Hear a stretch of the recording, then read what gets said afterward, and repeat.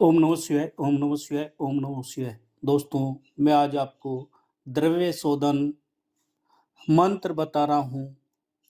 प्राय देखा जाता है कि पुराने मकानों में कुछ गड़ा हुआ द्रव्य धन मिलता है अथवा कई भूमिगत द्रव्य धन गड़ा हुआ मिलता है।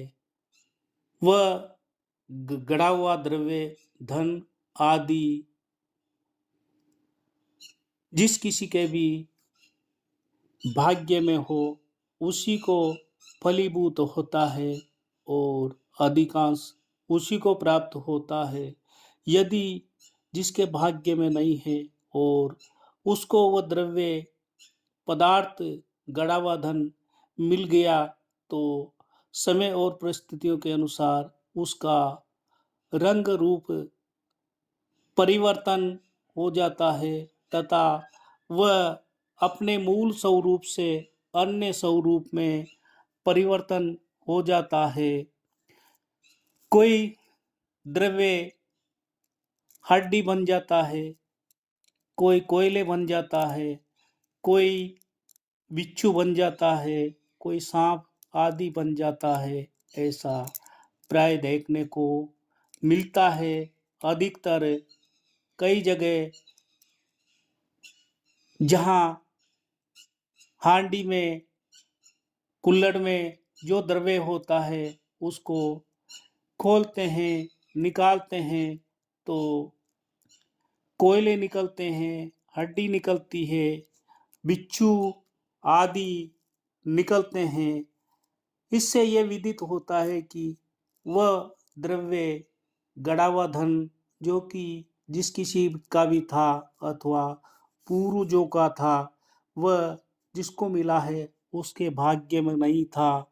इस वजह से उस द्रव्य ने अपना मूल स्वरूप परिवर्तन कर लिया गया है। इस मूल स्वरूप को परिवर्तन होने के दोष को समाप्त करने के लिए शास्त्रों में मंत्र बताया गया है। वो मंत्र इस प्रकार से हैं। ओम ह्रीं त्रिपुटी त्रिपुटी कट कट अभिचारिक दोषम कीट पतंगादि स्पृष्ट दोषम क्रियादि दूषितम हन हन नास्य नास्य सोस्य सोस्य हुम पट स्वा। ओम ह्रीं त्रिपुटी त्रिपुटी कट कट अभिचारिकम अभिचारिक दोषम कीटो पतंगादि स्पृष्ट दोषम क्रियादि दूषितम हन हन नास्य नास्य सोस्य सोस्य हुम पट स्वा। दोस्तों, ये था द्रव्य शोधन मंत्र। यदि आप इस मंत्र को प्रयोग करने से पहले 10,000 बार किसी विशेष स्थिति में धूप दीप अगरबत्ती जलाकर सिद्ध करते हैं तो ये मंत्र कार्य करेगा। आपको किसी विशेष स्थिति के दौरान इस मंत्र को सबसे पहले तो कंठस्थ याद कर लेना है। किसी विशेष स्थिति नवरात्रा अथवा अमावस्या पूर्णिमा चंद्र ग्रहण सूर्य ग्रहण आदि के दौरान स्नान आदि से निवृत्त होकर आप धूप दीप अगरबत्ती मंत्र शक्ति के नाम लगाकर इस मंत्र का 10,000 बार जाप करके सिद्ध कर लें। सिद्धि के उपरांत आपको करना यह है कि किसी नदी तालाब कुएं में कंजी छाई हुई होती है, उस कंजी के पानी को किसी तांबे के पात्र में बर्तन में लाकर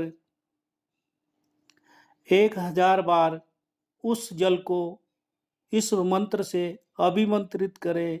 उस अभिमंत्रित जल से उस द्रव्य को धोया जाए तो उस धन जो मिला है उसके दोष शांत हो जाते हैं अथवा वह द्रव्य मूल रूप में भी परिवर्तन हो सकता है, ऐसा शास्त्रों का विधान है।